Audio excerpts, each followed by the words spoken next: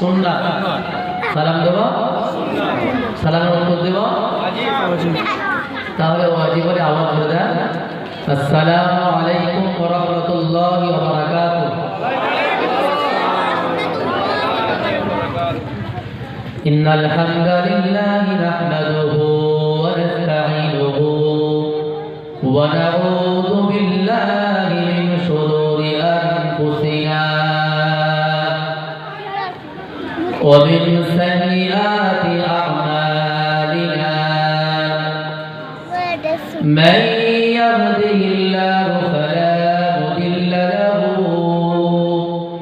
ওয়া মান يضلله فلا هادي له ونشهد أن لا إله إلا الله وحده لا شريك له ونشهد أن سيدنا وحبيبنا وحبيب ربنا وطبيبنا وطبيب قلوبنا ومعصومنا ومحمودنا ومولانا محمدا عبد الله ورسوله.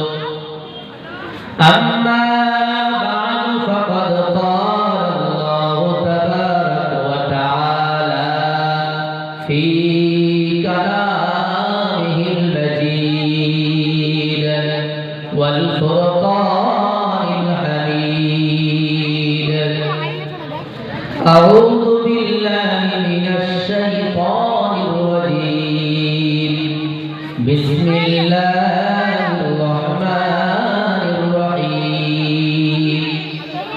قد أفلح المؤمنون الذين هم في صلاتهم خاشعون والذين هم عن اللغو معرضون والذين هم للزكاة فاعلون والذين هم لفروجهم حافظون إلا على أزواجهم أو ما ملكت أيمانهم فإنهم غير ملومين. فمن ابتغى وراء ذلك فأولئك هم العادون والذين هم لأماناتهم وعهدهم راعون والذين هم على صلواتهم يحافظون. أولئك هم الوارثون الذين يرثون الفردوس هم فيها خالدون. وعن أبي هريرة رضي الله عنه قال قال رسول الله صلى الله عليه وسلم ثنتان موجبتان قال من مات لا يشرك بالله شيئا دخل الجنة ومن مات لا يشرك بالله شيئا دخل النار. رواه مسلم أو كما قال عليه الصلاة والتسليم. وقال تعالى في شان حبيبه إن الله وملائكته يصلون على النبي يا أيها الذين آمنوا صلوا عليه وسلموا تسليما. اللهم صل على مولانا محمد وعلى آل سيدنا مولانا محمد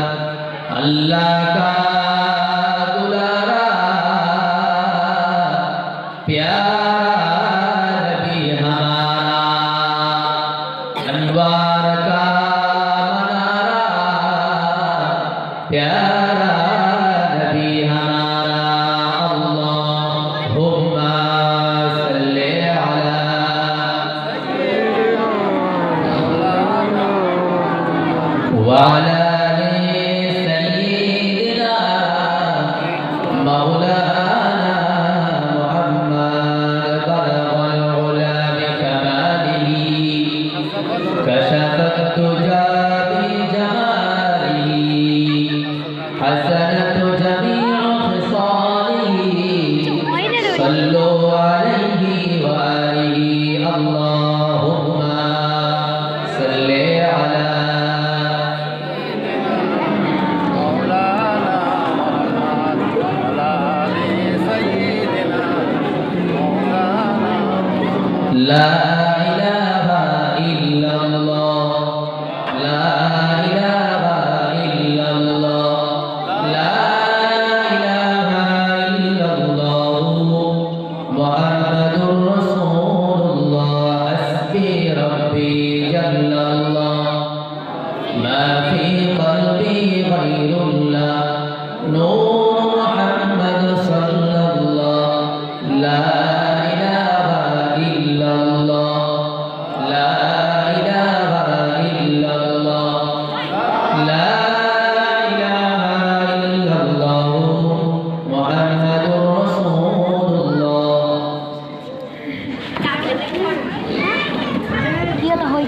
আলহামদুলিল্লাহ আলোচনার শুরুতে শুকরিয়া আদায় করেছি আমাদের একমাত্র রব একমাত্র মালিক যিনি আমাদেরকে এই পবিত্র মাস শাবান মাসে একেবারে শেষের দিকে এসে কোরআন এবং সুন্নাহর মাহফিলে বসার মতো সুযোগ দিয়েছে সাথে সাথে সর্বকালের সর্বযুগের সব থেকে দামি কিতাব কোরআন এবং সুন্নাহ থেকে কিছু কথা বলা এবং শোনার মতো সুযোগ দিয়েছেন।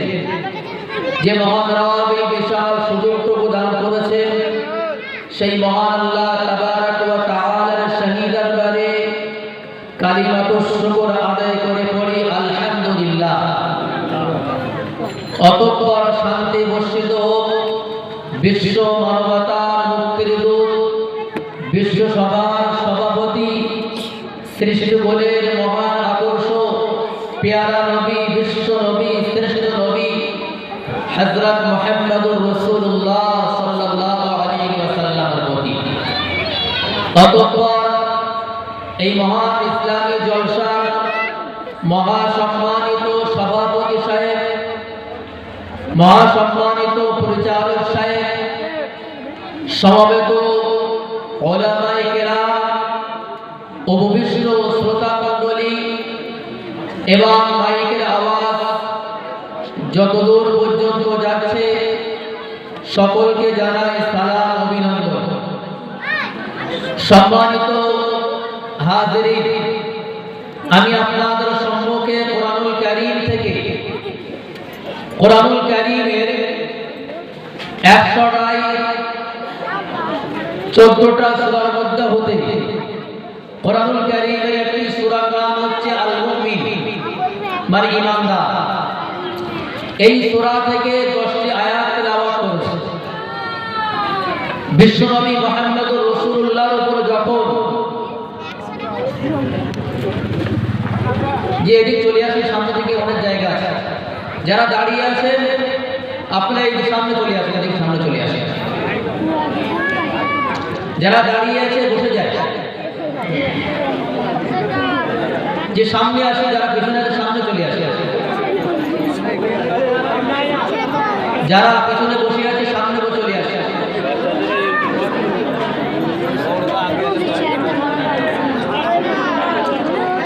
কেউ কথা বলবো না জি।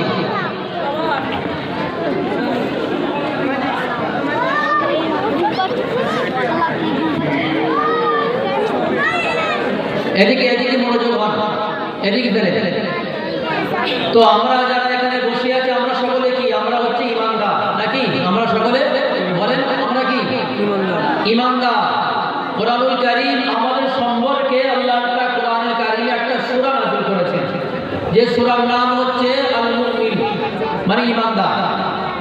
আল্লাহ সুবহানাহু ওয়া তাআলা এই আয়াতের মধ্যে, এই সূরার মধ্যে 10টি, প্রথমে 10টি আয়াত আর এই 10টি আয়াত সম্পর্কে বলা হচ্ছে একজন পূর্ণাঙ্গ মুসলমান যে ব্যক্তি দাবি করবে আমি আল্লাহ এবং তার রাসূলকে বিশ্বাস করি, অর্থাৎ আমি ঈমানদার, আল্লাহকে বিশ্বাস করি, এমন যে ব্যক্তি দাবি করবে আল্লাহ সুবহানাহু ওয়া তাআলা সেই ব্যক্তির দাবি তখনই সত্য হবে যখন সেই ব্যক্তির মধ্যে 7টি গুণ থাকবে।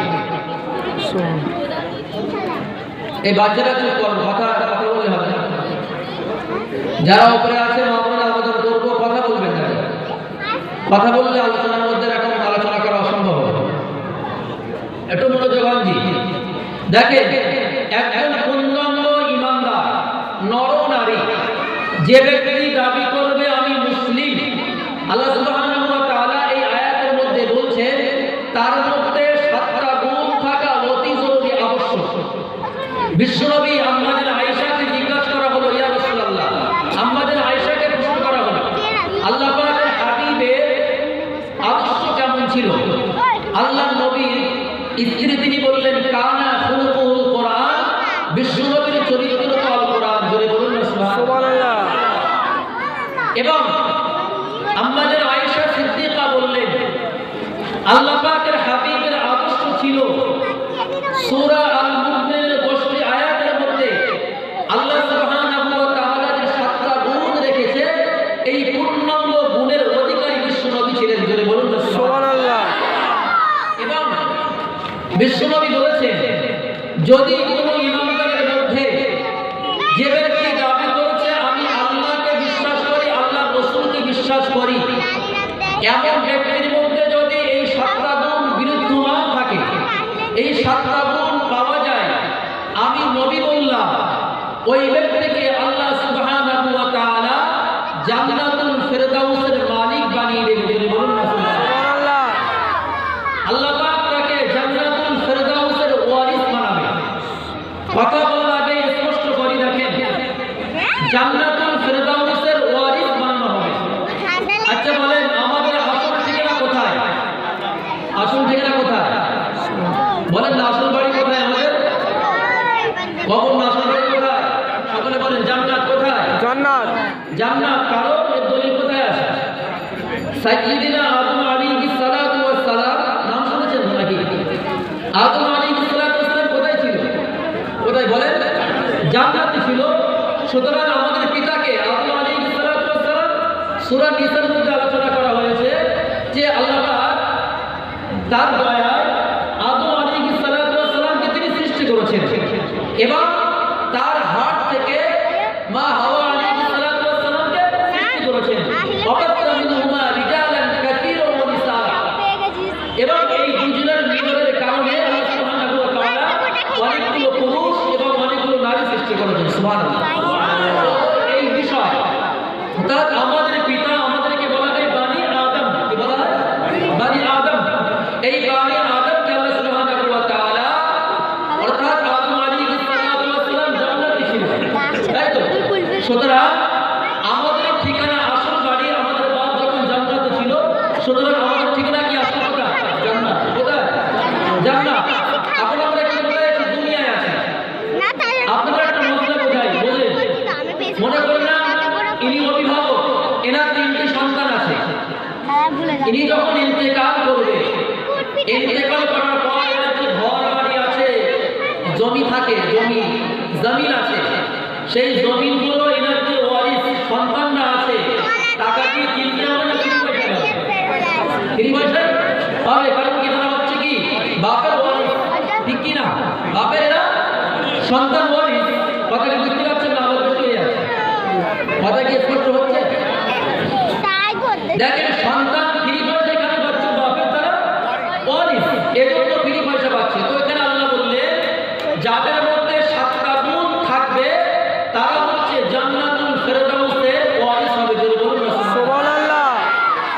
অর্থাৎ আমাদের পিতা জান্নাতে ছিল এবং পিতার যে গুণ রয়েছে তাকে আল্লাহ পাক যে পিতার দায়িত্ব দিয়েছিল, পিতার কথাকে আমরা পূর্ণাঙ্গভাবে মেনেছি। মানার কারণে, বিশ্বনবীর কথাকে পূর্ণাঙ্গভাবে মানার কারণে আল্লাহ বলছে আপনি যখন আমি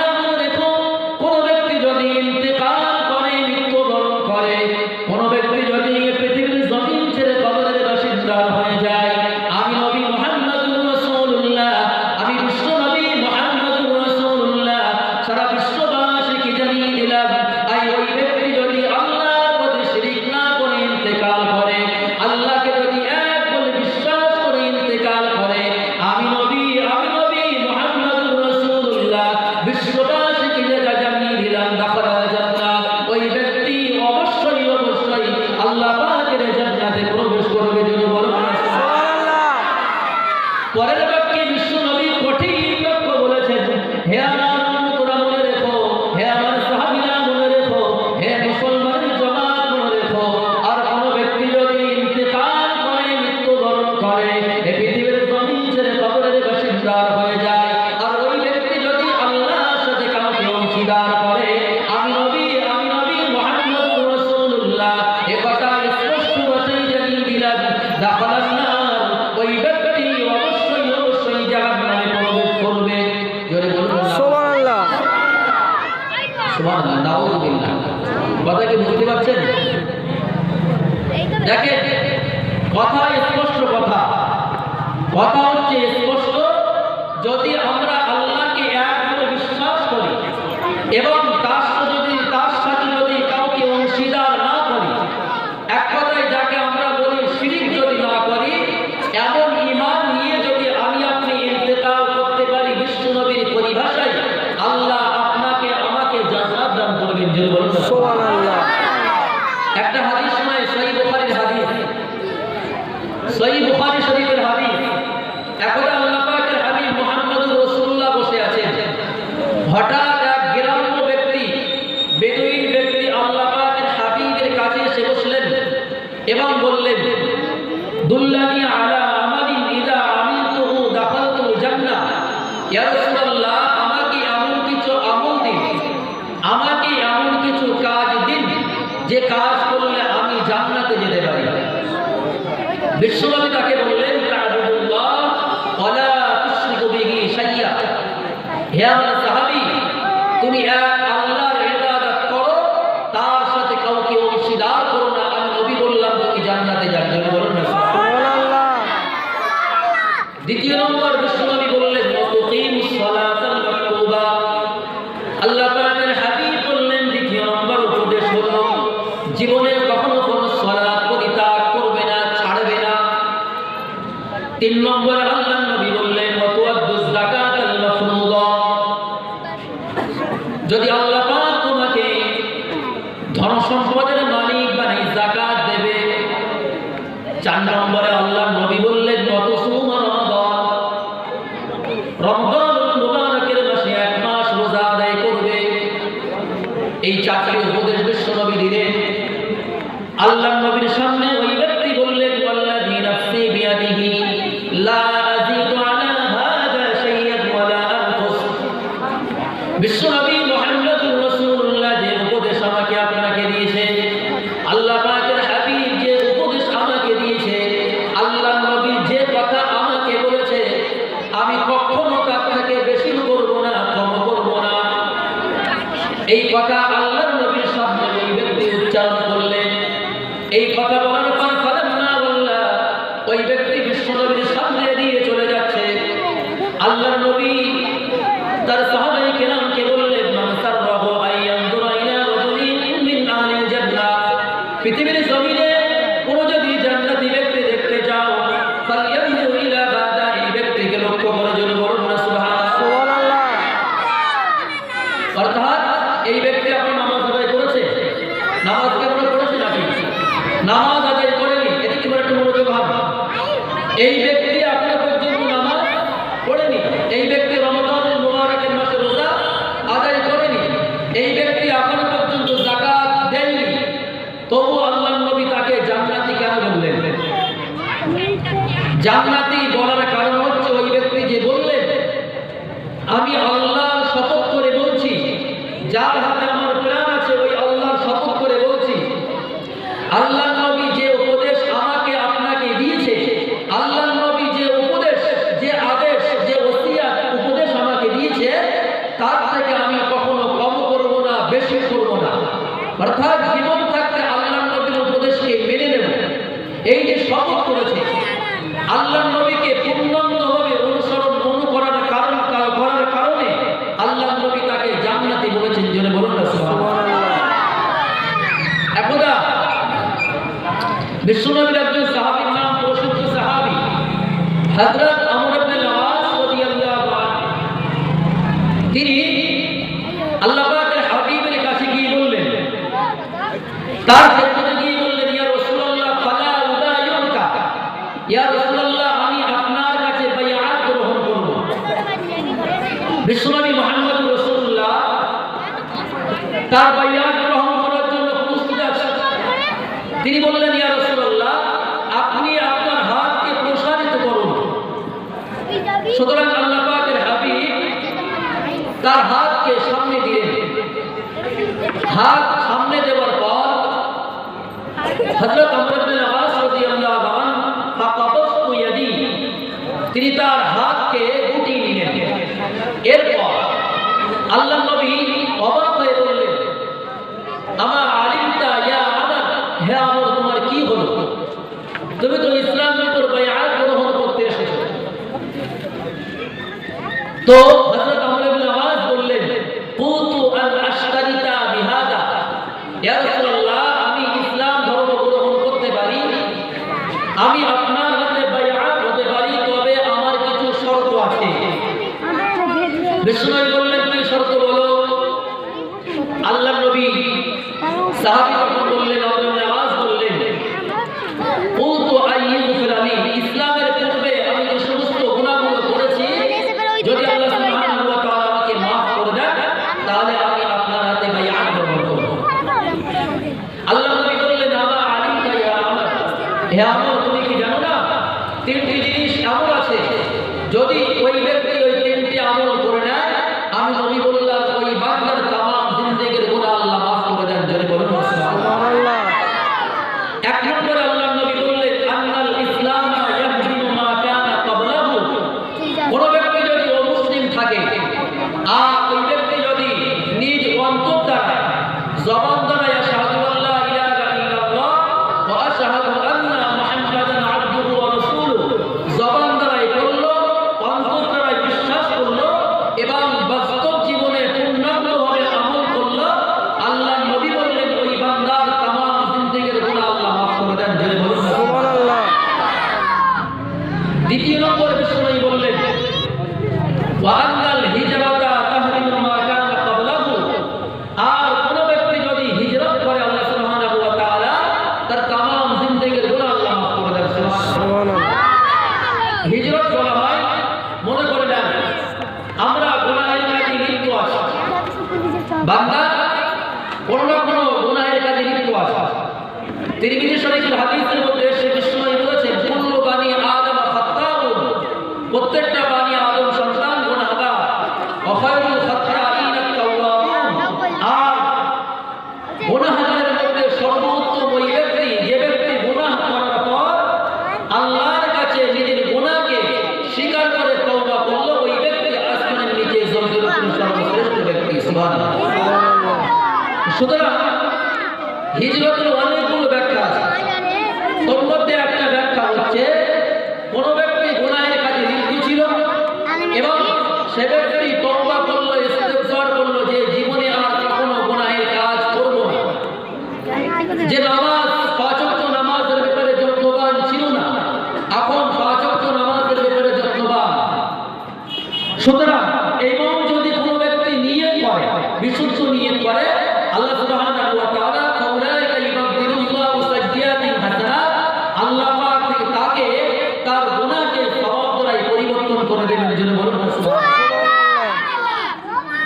তিন নম্বর, ওয়া আন্নাল হাজ্জা ইয়াহদিমু মা কানা ক্বাবলাহু, বিশ্বনবী তিন নম্বরে বললেন, আর কোন ব্যক্তি যদি মান হাজ্জা লিল্লাহ ফালাম ইয়ারফুস ওয়া লাম ইয়াফসুক, কোন ব্যক্তি যদি আল্লাহর জন্য হজ আদায় করে আর ওই হজের মধ্যে যদি কোন রকম খারাপ কথা অশ্লীল কথা না বলে, ওই ব্যক্তি যখন বাড়িতে ফিরবে বিষ্ণুই বলেন কাজা ইয়াউমি ওয়ালাদাতু উম্মুহু, ওই ব্যক্তির অতীত জীবনের সমস্ত গুনাহগুলো আল্লাহ তাআলা maaf করে দেবেন। জন্য বলুন সুবহানাল্লাহ।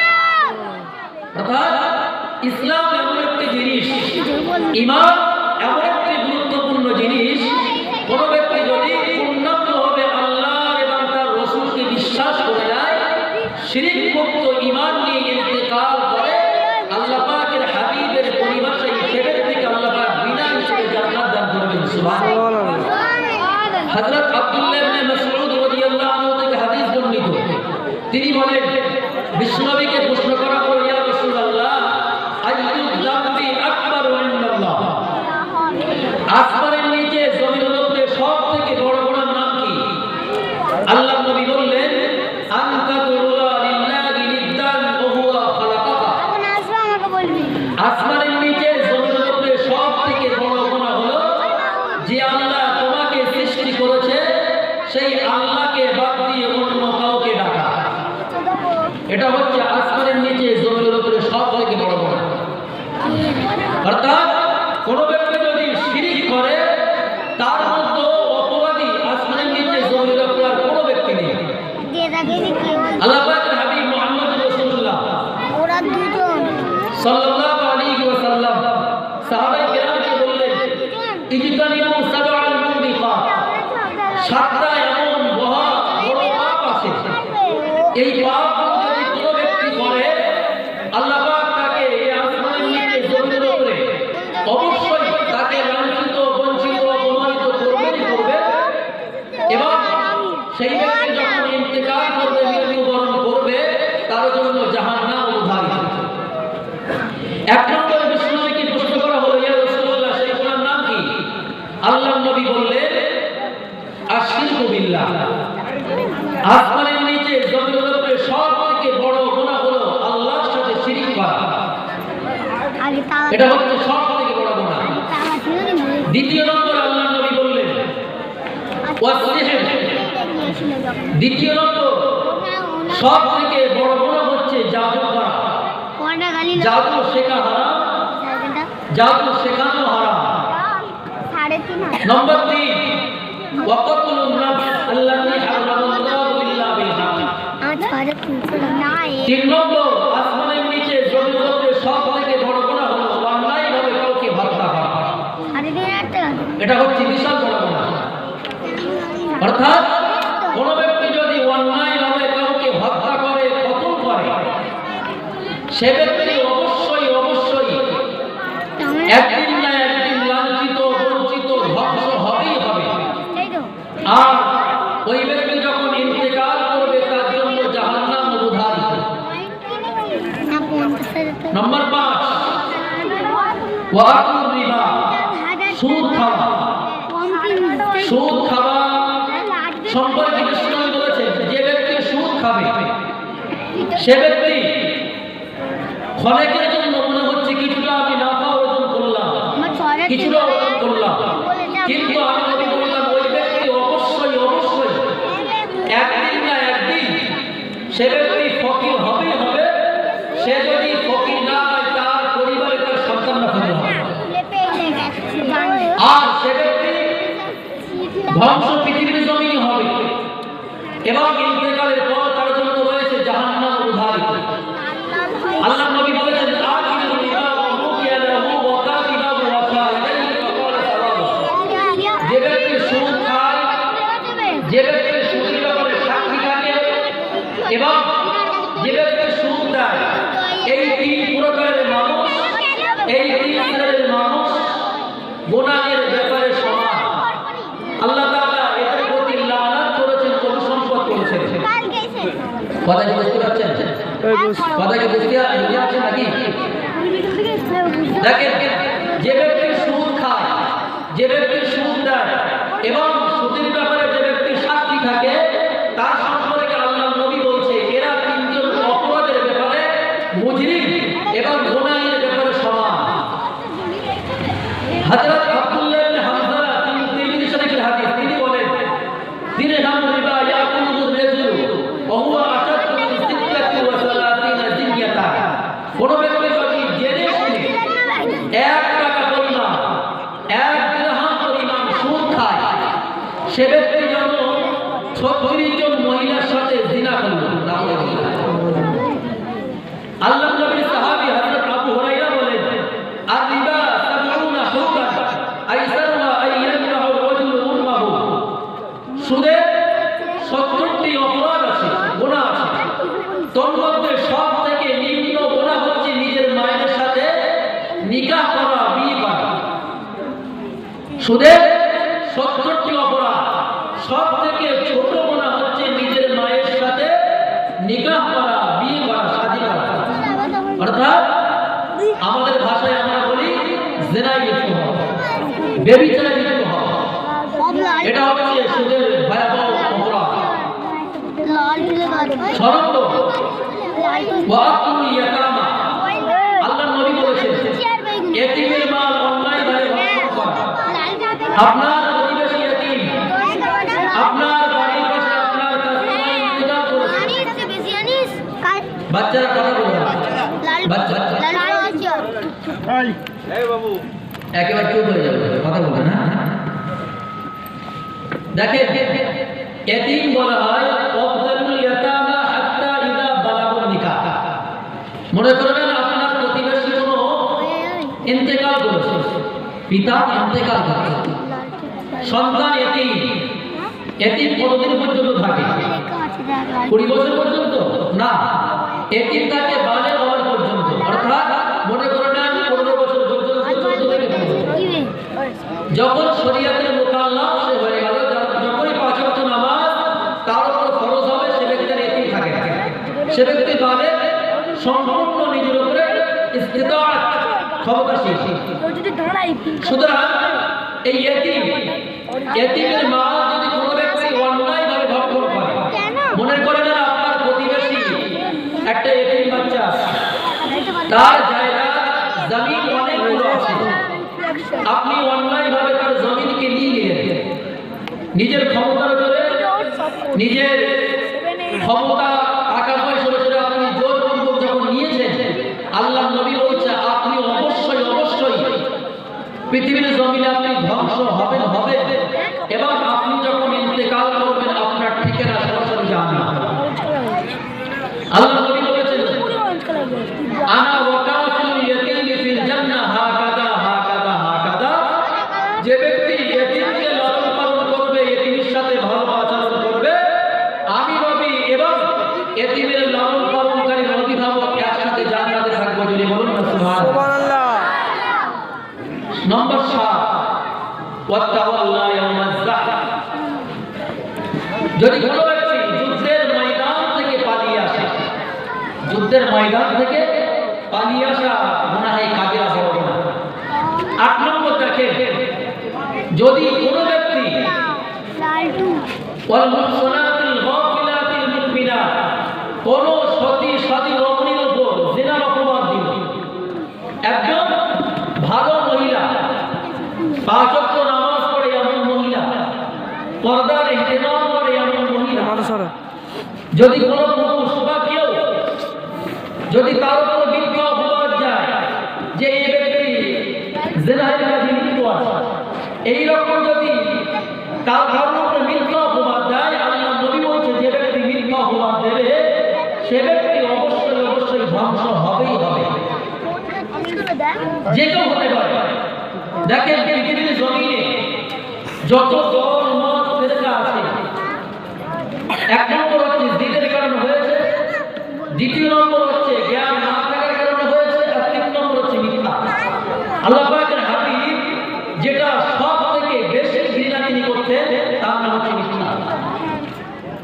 মিথ্যা অপবাদ, মিথ্যা কারণ মিথ্যা কথা, কারণ মিথ্যা অপবাদ জঘন্য অপরাধ। আল্লাহ নবী হযরতকে বললেন ওপরের দিকে টানো, পৃথিবীর জমিনে যতদিন আল্লাহ পাক তোমাকে বাঁচিয়ে রাখবে, 10টা উপদেশ, 10টা নসিহত তুমি মেনে নেবে। 1 নম্বর, জীবনে কখনো আল্লাহর সাথে কাউকে অংশীদার করবে না। যদিও তোমাকে হত্যা করা হয়, যদিও তোমাকে শহীদ চড়ানো হয়, আল্লাহকে বিশ্বাস করবে। 2 নম্বর, বিশ্বনবী মুহাম্মদুর রাসূলুল্লাহ সাল্লাল্লাহু আলাইহি ওয়াসাল্লাম বললেন, হে মুআয ওয়া তাওয়াক্কাদনা ওয়ালিদাইকা ওয়া ইন আমারাকা আন তাখরুজা মিন আহলিকা ওয়া মালিক। বিশ্বনবী হযরত মুআযকে ডেকে বললেন, হে মুআয, এ জমিন আল্লাহ, এ আসমান জমিন আল্লাহ, সুতরাং এই জমিনে আল্লাহ পাক তোমাকে যতদিন বাঁচিয়ে রাখবে, জীবনে কখনো তুমি তোমার পিতামাতার অবাধ্য হবে না। যদি তোমার পিতামাতার অবাধ্য হও তাহলে তোমার জন্য জাহান্নাম অবধারিত। যদিও তোমার পিতামাতা আদেশের ব্যাপারে বাড়াবাড়ি করে, যদি তোমার পিতামাতা তোমাকে তোমার স্ত্রী তালাক দেওয়ার আদেশ দেয়, যদি তোমার পিতামাতা তোমার ধন সম্পদগুলো সবগুলো আল্লাহর রাস্তায় খরচ করার আদেশ দেয়, তবুও তোমার পিতামাতার অবাধ্য হবে না। কারণ বিষ্ণুনবী বলেছেন, এ আল্লাহর জমিন, এই জমিনটা কার? বলেন, জমিন কার? আসমান আল্লাহ নবী বলেছে, এই জমিনের উপরে যারা বসবাস করবে আর তিনটি অপরাধ করবে তারা জান্নাত যাবে না। জান্নাত তো দূরের কথা, জান্নাতের খুশবু পাবে না।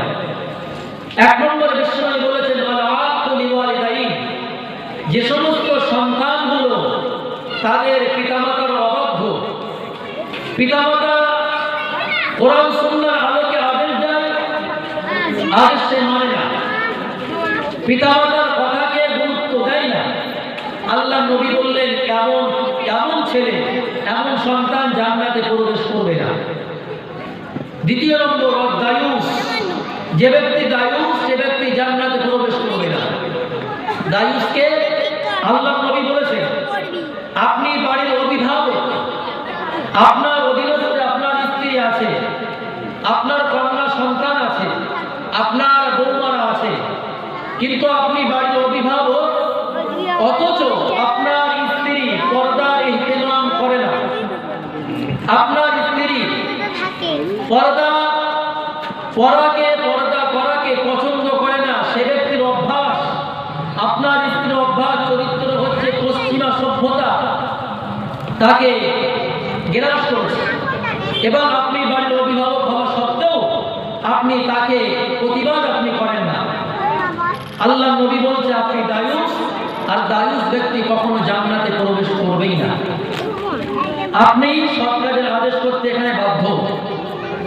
বিষ্ণুনবী বলেছে, মান রাআ মিনকুম মুনকারা ফালইউগাইয়িরহু বিয়াদিহি, যদি তোমাদের মধ্যে কোনো ব্যক্তি অশ্লীল কাজ দেখে, একজন মুসলিম হিসেবে ঈমানি দায়িত্ব হিসাবে তাকে হাত দ্বারাই বন্ধ করবে। যদি হাত দ্বারাই বন্ধ করতে সক্ষম না হয়, ফাইল্লাম ইস্তাতি' ফাবিলিসানিহি, বিশ্বনবী বলেন জবান দ্বারাই বলে বন্ধ করবে। ফাইল্লাম ইস্তাতি' ফাবিকলবিহি, যদি জবান দ্বারাই বলতে সক্ষম না হয়, আল্লাহ নবী বললেন অন্তর দ্বারাই ঘৃণা করবে। ওয়াযালিকা আদআফুল ঈমান, আর এটাই হলো ঈমানের সর্বনিম্ন স্তর। অর্থাৎ আপনি বাড়ির অভিভাবক, আপনার স্ত্রী পর্দা করে না, আপনার স্ত্রী 5 ওয়াক্ত নামাজের ব্যাপারে যত্নবান না, আপনার সন্তানগুলো 5 ওয়াক্ত নামাজ আদায় করে না, আপনার সন্তানগুলো বাদ্যযন্ত্রের প্রতি খুবই আগ্রহী, গান বাজনা বাদ্যযন্ত্রের প্রতি খুবই ভালোবাসাটা জুড়ে আছে, আর আপনি 5 ওয়াক্ত নামাজ আপনি আদায় করেন, কিন্তু আপনার সন্তানগুলো আদায় করে না। এর জন্যই আপনি আদায় করার পরও আপনি কোরআনুল কারীমের পরিভাষায়, বিশ্বনবীর পরিভাষায় আপনাকে বলা হচ্ছে দায়ুস, আর দায়ুস ব্যক্তি জান্নাত তো দূরের কথা, জান্নাতের খুশবু পাবে না। কথা কি বুঝাতে পেরেছি? কথা কি বুঝতে পারছেন? দায়ুস বলা হয় এমন ব্যক্তি, মনে করে নেন এই সৎ কাজের আদেশ, অসৎ কাজের নিষেধ আপনি কিভাবে করবেন? হাত দ্বারাই বন্ধ কারা করবে? যারা শাসক মানে সরকার করবে, ইসলামী হুকুমত যেখানে আছে সরকার করবে, বাধ্য করবে, যদি না করে তাকে জেলে পুরে দেবে, বা তাকে জেলে করবে, বেত্রাঘাত করবে। অনুরূপভাবে আপনি বাড়ির অভিভাবক মানে আপনার উপর ঈমানি দায়িত্ব, পুরো ক্ষমতা আপনার উপর আছে। আপনি যদি আপনার সন্তানকে প্রহার করেন, এই প্রহার করার অধিকার আপনার উপর আছেই আছে। সুতরাং আপনার সন্তান যে নামাজ থেকে দূরে, আপনার স্ত্রী যে পর্দা থেকে দূরে, যদি তারা পর্দা না করে, শরীয়তের পরিভাষায় আপনাকে বলা হচ্ছে দায়ুস, আর দায়ুস ব্যক্তি জান্নাতে যাবেই না। এজন্য আল্লাহ নবী এখানে বললেন যে ব্যক্তি দায়ুস ব্যক্তি জান্নাতে যাবে না। 3 নম্বরে রাজুলাতুন নিসা, ওই সমস্ত মহিলারা, যে সমস্ত মহিলারা পুরুষের বেশ ধারণ করে, মহিলা পুরুষের জামা পরে, মহিলা পুরুষের লেবাস পরে, মহিলা পুরুষের টুপি পরে, মহিলা পুরুষের জুতা পরে, পুরুষের মতো আকার আকৃতি, এবং মহিলা নিজেকে পুরুষ যেন সাব্যস্ত করার জন্য যেমন লেবাস করা উচিত সে সবগুলো ইখতিয়ার করলো।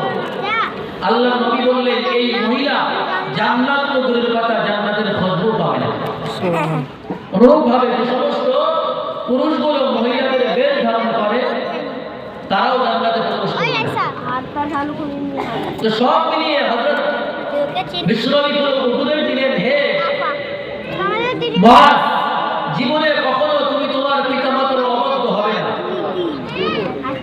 3 নম্বরে আল্লাহ নবী বললেন, ওয়ালা তাতরুকান্না সালাতান মাকতুবাতান মুতাআম্মিদান ফাইন্না মান তারাকা সালাতান মাকতুবাতান মুতাআম্মিদান।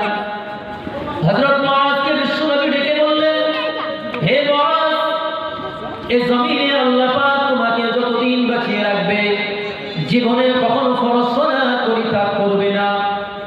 বিশ্বনবী মুহাম্মদুর রাসূলুল্লাহর সাহাবী হযরত আবু হুরায়রা রাদিয়াল্লাহু আনহু থেকে হাদিস বর্ণিত, তিনি বলেন বিশ্বনবী মুহাম্মদুর রাসূলুল্লাহ বলেছেন, ইন্না আউওয়ালা মা ইউহাসাবু বিহিল আবদু লিসালাতিহি ফাইন সালাহাত ফাকাদ আফলাহা ওয়া আনজাহা। আল্লাহর নবীর সাহাবী মুহাম্মদুর রাসূলুল্লাহ বলেন, কিয়ামতের ময়দানে বান্দাকে সর্বপ্রথম নামাজ সম্পর্কে হিসাব নেওয়া হবে। ওই বান্দার আমলনামায় দেখা হবে ওই বান্দা বালিগ হওয়ার পর থেকে ইন্তেকালের মুহূর্ত পর্যন্ত ওই বান্দার আমলনামায় ফজরের সালাত ঠিকঠাক আছে কিনা, ওই বান্দার আমলনামায় জোহরের সালাত আছে কিনা, ওই বান্দার আমলনামায় আসরের সালাত আছে কিনা, ওই বান্দার আমলনামায় মাগরিবের সালাত আছে কিনা, ওই বান্দার আমলনামায় এশার সালাত আছে কিনা। বিশ্বনবী মুহাম্মদুর রাসূলুল্লাহ বলেন, কোন বান্দা বা বান্দি যদি বালিগ হওয়ার পর থেকে নিয়ে ইন্তেকালের মুহূর্ত পর্যন্ত 5 ওয়াক্ত নামাজের ব্যাপারে যত্নবান হয়, আমি বিশ্বনবী মুহাম্মদুর রাসূলুল্লাহ জানিয়ে দিলাম, ফাকাদ আফলাহা ওয়া আনজাবা। ওই বান্দা কামিয়াব কামিয়াব কামিয়াব, ওই বান্দা জান্নাতি হয়ে যাবে। যদি বলুন না সুবহানাল্লাহ। পরের বাক্যে বিশ্বনবী কঠিন বাক্য বলেছেন, ওফি রিওয়ায়াতিন ফাসাদা সাইরু আমালিহি। আর কোন ব্যক্তি যদি বালিগ হওয়ার পর থেকে ইন্তেকালের মুহূর্ত পর্যন্ত 5 ওয়াক্ত নামাজের ব্যাপারে যত্নবান না হয়, অর্থাৎ ওই ব্যক্তির আমলনামায় যদি ফজরের সালাত না থাকে, ওই বান্দার আমলনামায় যদি জোহরের সালাত না থাকে, ওই বান্দার আমলনামায় যদি আসরের সালাত না থাকে, ওই বান্দার আমলনামায় যদি মাগরিবের সালাত না থাকে, ওই বান্দার আমলনামায় যদি এশার সালাত না থাকে, বিশ্বনবী মুহাম্মদুর রাসূলুল্লাহ কঠিন বাক্য ব্যবহার করে বলেন, ফাকাদ খাবা ওয়া খাসিরা। ওই বান্দা বা বান্দি ধ্বংস, ওই বান্দা ধ্বংস ধ্বংস ধ্বংস, ওই বান্দা ক্ষতিগ্রস্ত হয়ে যাবে। পরের বাক্যে আল্লাহ নবী আরো কঠিন বাক্য বলেছেন, ওফি রিওয়ায়াতিন ফাসাদা সাইরু আমালিহি। বিশ্বনবীর সাহাবী হযরত আবু হুরায়রা রাদিয়াল্লাহু আনহু থেকে হাদিস বর্ণিত, তিরমিজি শরীফের হাদিস, আল্লাহর নবী বলেছেন, ওফি রিওয়ায়াতিন ফাসাদা সাইরু আমালিহি। ওই বান্দার সমস্ত আমল বরবাদ, ওই বান্দার সমস্ত আমল বরবাদ, ওই বান্দার সমস্ত আমল নষ্ট হয়ে যাবে। নাউযুবিল্লাহ। অর্থাৎ একজন মুসলিম যখন বালিগ হয়েছে, বালিগ হওয়ার পর থেকে নিয়ে যদি 5 ওয়াক্ত নামাজের ব্যাপারে যত্নবান হয়, কিয়ামতের ময়দানে বান্দাকে ইবাদতের ক্ষেত্রে সর্বপ্রথম নামাজ সম্পর্কে তাকে হিসাব নেওয়া হবে।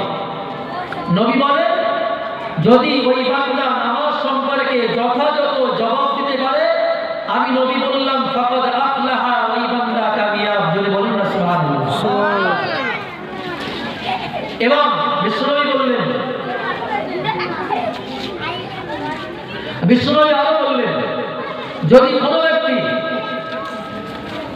বালিগ হওয়ার পর থেকে ইন্তেকালের মুহূর্ত পর্যন্ত তার আমলনামায় যদি ফজরের সালাত না থাকে, ওই বান্দার আমলনামায় যদি জোহরের সালাত না থাকে, ওই বান্দার আমলনামায় যদি আসরের সালাত না থাকে, মাগরিবের সালাত না থাকে, ইশার সালাত না থাকে, থাকে, নবী বললেন ওই বান্দা ধ্বংস অবশ্যই হবেই হবে, ক্ষতিগ্রস্ত হবে। দেখেন আল্লাহর নবী আরো বললেন অফি রিওয়ায়াতিন ফাসাদা সাইরু আমালিহি, তার সমস্ত আমল নষ্ট হবে। আপনাকে একটু বুঝিয়ে বলি, মনে করে না আপনি অনেক ধন সম্পদের মালিক, আপনি হজ করেছেন, আপনি রমজান মাসে 1 মাস রোজা করেন, আপনি যাকাত দেন, ইসলামের সমস্ত জিনিসগুলো মানেন, কিন্তু আপনার আমলনামায় সালাত না থাকার কারণে বিশ্বনবী মুহাম্মদুর রাসূলুল্লাহর ফতোয়া হচ্ছে আপনার সমস্ত আমলটা নষ্ট হয়ে যাবে। কথা কি বোঝাতে পেরেছি? কথা কি বুঝতে পেরেছেন? পেছনের লোকজনগুলো বুঝতে পেরেছেন? আল্লাহ নবী বলছে যদি আপনার আমলনামায় নামাজ না থাকে তাহলে আপনার হজ কাজে আসবে না, আপনার কোরআনুল কারীমের তেলাওয়াত কাজে আসবে না, নষ্ট হবে, আপনার প্রত্যেক বছরের উমরা নষ্ট হবে, আপনার রমজানুল মুবারকের মাসের রোজা নষ্ট হবে, কোনো কাজে আসবে না। আল্লাহ পাকের সন্তুষ্টি করার যত মাধ্যম আছে সব থেকে শ্রেষ্ঠ মাধ্যম হচ্ছে, মাধ্যমের নাম কি? শ্রেষ্ঠ নাম হচ্ছে আল্লাহ পাকের সন্তুষ্টি মাধ্যম সিয়াম, কি? রোজা। রোজা রোজা নাম কি? রোজা। সহিহ বুখারীর হাদিস আছে বাবুন ইসাম্মা আর-রায়্যান লা ইয়াদখুলুহু ইল্লা সাইমুন। বিষ্ণু বলেছেন জান্নাতের অনেকগুলো দরজা আছে, তার মধ্যে একটা দরজার নাম হচ্ছে আর-রায়্যান।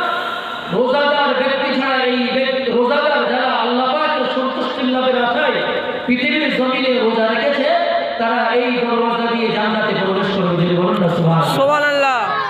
দর্শক আল্লাহুম্মা সাল্লি আলা সাইয়্যিদিনা মাওলানা মুহাম্মদ আলি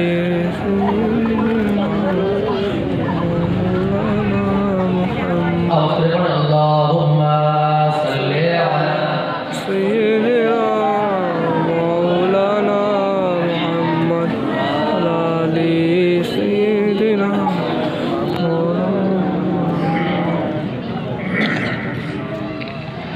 আল্লাহ পাকের যত সন্তুষ্ট করার মাধ্যম আছে মাধ্যমের নাম হচ্ছে রোজা। কি বললাম? রোজা।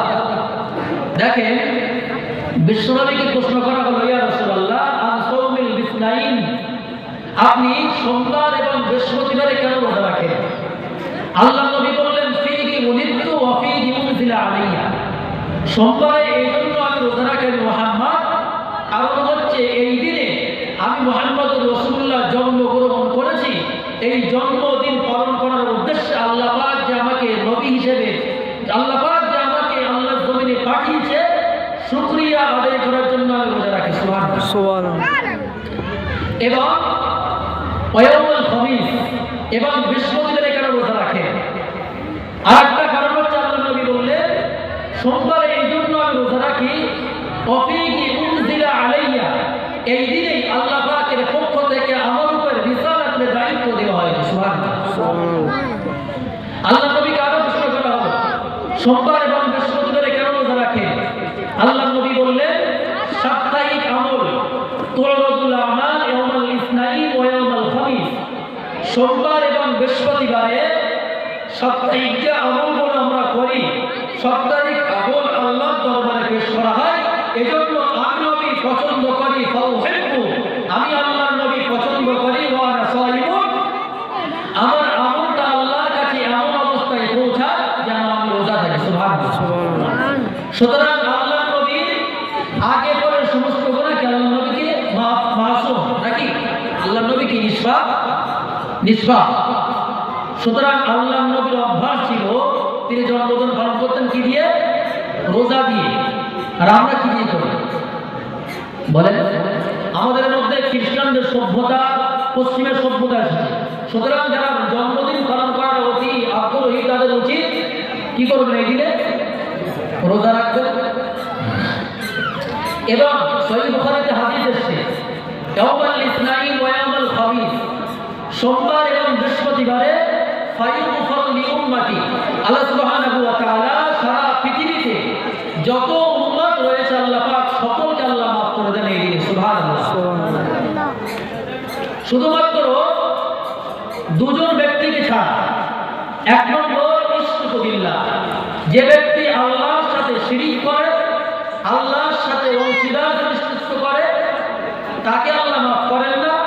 আর দ্বিতীয় নম্বর হচ্ছে একজন মুসলিম আর একজন মুসলিমের সাথে সম্পর্ক ছিন্ন করে, ওয়াকিলুর রাহমান, যারা আত্মীয়তার বন্ধনকে ছিন্ন করে তাদেরকে আল্লাহ মাফ করেন না।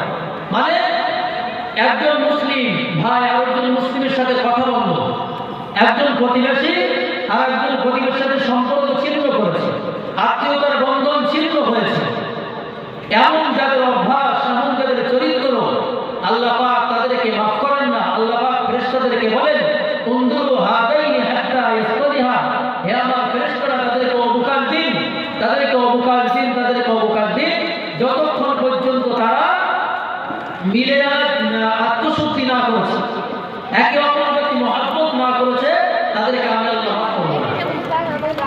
তো সবথেকে উত্তম মাধ্যম হচ্ছে রোজা রাখা।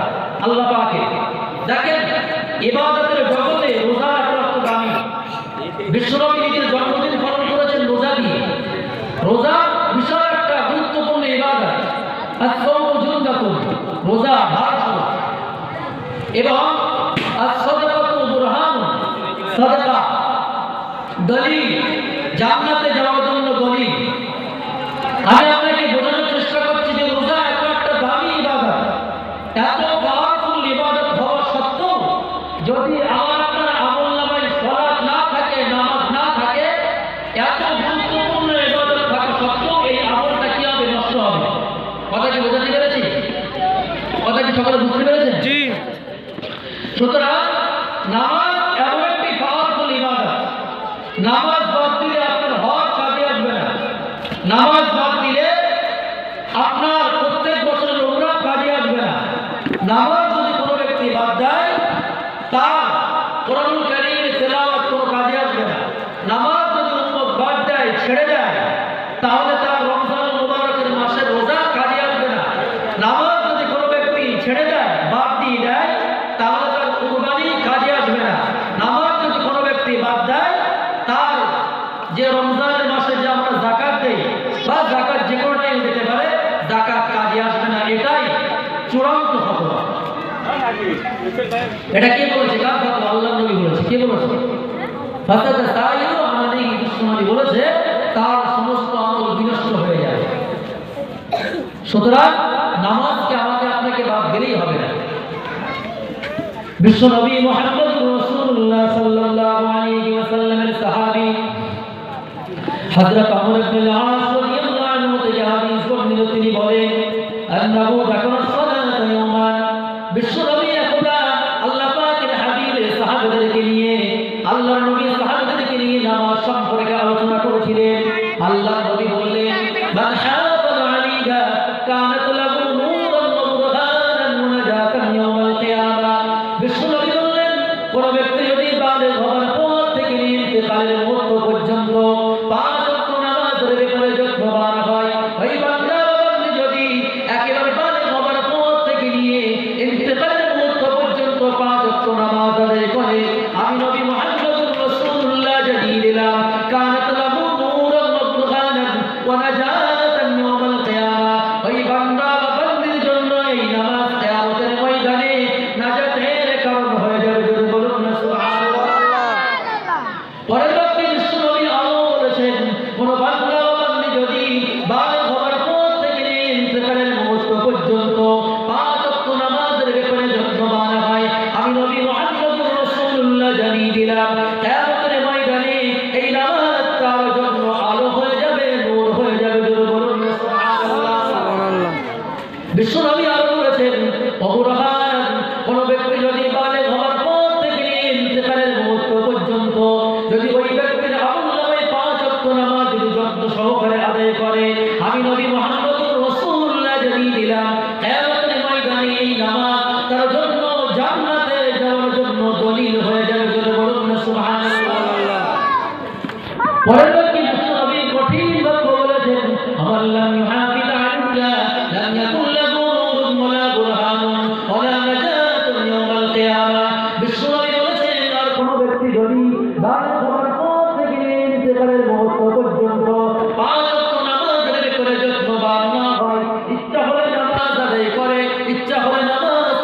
করে, এমন যার চরিত্র, এমন যার অভ্যাস, আমি নবী মুহাম্মদুর রাসূলুল্লাহ এ কথা স্পষ্ট ভাবে জানিয়ে দিলাম, এই নামাজ না কারোর জন্য দলিল হবে, এই নামাজ না কারোর জন্য আলো হবে, এই নামাজ না কারোর জন্য কিয়ামতের ময়দানে দলিল হবে, এই নামাজ না কিয়ামতের ময়দানে কারোর জন্য নাজাতের কারণ হবে, বরং আমি মুহাম্মদুর রাসূলুল্লাহ এ কথা জানিয়ে দিলাম, ওয়াকাল ইয়াউমাল কিয়ামতি মা কারুন ওয়া ফিরআউন ওয়া হামান ওয়া উবাইয় ইবনে খালাফ, যারা পাঁচ ওয়াক্ত নামাজের ব্যাপারে যত্নবান হবে না, আমি নবী মুহাম্মদুর রাসূলুল্লাহ জানিয়ে দিলাম, তারা ফিরআউন, হামান এবং উবাইয় ইবনে খালাফের সাথে থাকবে। নাউযুবিল্লাহ। দেখেন বিশ্বনবী বললেন, যারা পাঁচ ওয়াক্ত নামাজ পড়বে কিয়ামতের ময়দানে এই নামাজ যখন একেবারে অন্ধকার থাকবে তখন এই নামাজ আলো হবে। কোরআনুল কারীমের একটি আয়াত শুনেন, ইয়াউমা ইয়াকুলুল মুনাফিকুনা ওয়াল মুনাফিকাতু লিল্লাযীনা আমানু দুরুনা নাকতাবিস মিন নূরিকুম কিলা ইরজি'উ ওয়ারাআকুম ফালতামিসু নূরা ফাদরিবা বাইনাহুম বিসূরিন লাহু বাব বাতিনুহু ফীহির রাহমাহ ওয়া যাহিরুহু মিন কিবালিহিল আযাব। আল্লাহ সুবহানাহু ওয়া তাআলা এই আয়াতটা আছে সূরাতুল হাদীদের মধ্যে 27 নম্বর পারা। তো এখানে আল্লাহ সুবহানাহু ওয়া তাআলা বলেছে, যারা মুনাফিক এবং যারা ঈমানদার একই গ্রামে, এই কোরআন আপনারা একই সাথে বসবাস করছেন, এই একই সাথে মাহফিলে বসে আছেন, এমন এখানে আল্লাহর বান্দা আছে, এমন আল্লাহর বান্দীরা আছে যারা পাঁচ ওয়াক্ত নামাজের ব্যাপারে যত্নবান, আর এমন ব্যক্তি আছে যারা পাঁচ ওয়াক্ত নামাজ পড়ে না। তো আমরা একই সাথে বসবাস করছি, একই সাথে ওয়াজ মাহফিল শুনছি, ওয়াজ নসিহত মাহফিলে আমরা বসেছিলাম। যখন যারা পাঁচ ওয়াক্ত নামাজ আদায় করে, আল্লাহ সুবহানাহু ওয়া তাআলা কিয়ামতের ময়দানে তাদের আলো থাকবে এবং তারা সামনে চলে যাবে। আর যারা মুনাফিক, পাঁচ ওয়াক্ত নামাজের ব্যাপারে যত্নবান না, বিশেষ করে ফজরের সালাত যারা আদায় করতো না, এশার সালাত যারা আদায় করতো না, তারা পিছনে পড়ে যাবে। একই গ্রামের লোক, তখন মুনাফিকরা বলবে, কিলা ইরজি'উ ওয়ারাআকুম ফালতামিসু নূরা, হে অমুক ব্যক্তি, আমরা তো পৃথিবীর জমিনে একসাথেই থাকতাম, একই বাজারে, করোনার বাজারে গিয়ে একসাথে বাজারে ঘুরতাম, যখন ওয়াজ নসিহত হতো একই সাথে ওয়াজ নসিহত শুনতাম, বা জামাত আসলে একই সাথে সেখানে তালিম শুনতাম, ওই এইরকম একসাথেই থাকতাম। এখন তোমরা আমাদেরকে পিছনে ফেলে দিয়ে তোমরা সামনে কেন যাচ্ছ? তোমরা তোমাদের থেকে কিছু আলো আমাদেরকে দাও, আমরা তো কিছুই দেখতে পাচ্ছি না। তখন এমন অবস্থায় যারা ইমানদার, পাঁচ ওয়াক্ত নামাজের ব্যাপারে যত্নবান ছিল, তারা অনেক দূরে চলে যাবে। ফাদরিবা বাইনাহুম বিসূরিন লাহু বাব, এবং উভয়ের মধ্যে আল্লাহ সুবহানাহু ওয়া তাআলা একটা প্রাচীর করে দেবেন, দুটো পার্থক্য হয়ে যাবে। বাতিনুহু ফীহির রাহমাহ, আল্লাহ সুবহানাহু ওয়া তাআলা বলে, যারা ভেতরে থাকবে অর্থাৎ ইমানদার, তাদের জন্য রয়েছে মহান আল্লাহ সুবহানাহু ওয়া তাআলার রহমত। জোরে বলুন না সুবহানাল্লাহ। ওয়া যাহিরুহু মিন কিবালিহিল আযাব, আর যারা বাইরে আছে মুনাফিক, তাদের জন্য রয়েছে আল্লাহ পাকের কঠিন আযাব। অর্থাৎ এমন ব্যক্তি আছে যারা একই সাথে ওয়াজ নসিহত শুনছেন, একই বাজারে বাজার করছেন, একই জিনিস খাওয়া দাওয়া করছেন, কিন্তু এমন আল্লাহর বান্দা আছে যারা পাঁচ ওয়াক্ত নামাজের ব্যাপারে যত্নবান, জীবনে কখনো ফজরের সালাত ছাড়ে না, এমন ব্যক্তি এখানে আছে। তাদেরকে আল্লাহ সুবহানাহু ওয়া তাআলা কিয়ামতের ময়দানে আল্লাহ পাকের রহমত দ্বারা তাকে বিস্ফোরণ করবেন। সুবহানাল্লাহ। এবং যারা মুনাফিক চরিত্রের মানুষ, যারা পাঁচ ওয়াক্ত নামাজের ব্যাপারে যত্নবান না, তাদেরকে এই কঠিন আযাব হবে। সুতরাং যারা এই মাহফিলে আছেন, হিজরত যে আমি বললাম, হিজরত যদি কোনো ব্যক্তি করে, আল্লাহ সুবহানাহু ওয়া তাআলা তার तमाम জিন্দেগির গুনাহ মাফ করে। সুতরাং আপনি পাঁচ ওয়াক্ত নামাজ পড়েন না, আপনি এই মাহফিল থেকে ওয়াদা করে যে জীবনে আর কখনো পাঁচ ওয়াক্ত নামাজ আমি আর কখনো ছাড়বো না। যদি আপনি নিয়ত করার সাথে সাথে আল্লাহ সুবহানাহু ওয়া তাআলা আপনার জিন্দেগির সমস্ত গুনাহগুলো সওয়াব দ্বারাই পরিবর্তন করে দেবেন। জোরে বলুন সুবহানাল্লাহ। আপনার সঠিক নিয়ত করতে দেরি, আল্লাহ আপনার নিয়ত কবুল করতে দেরি করেন না। জোরে বলুন সুবহানাল্লাহ। সুতরাং ইমানি দায়িত্ব হচ্ছে পাঁচ ওয়াক্ত নামাজ আদায় করা। এখানে আর একটা মসলা আপনাকে বলি, বিশ্বনবী বললেন, যে ব্যক্তি পাঁচ ওয়াক্ত নিজের মন চাই জিন্দেগির অনুকরণ করবে, সে ব্যক্তি ফিরআউন, হামান এবং উবাই ইবনে খালফের সাথে তার হাসর নাসর হবে। আপনি বলেন ফিরআউন কি মুসলিম? ফিরআউন মুসলিম? হামান কি মুসলিম? উবাই ইবনে খালফ এরা কি আল্লাহর ওলি? না ওয়াজ নসিহত শুনতে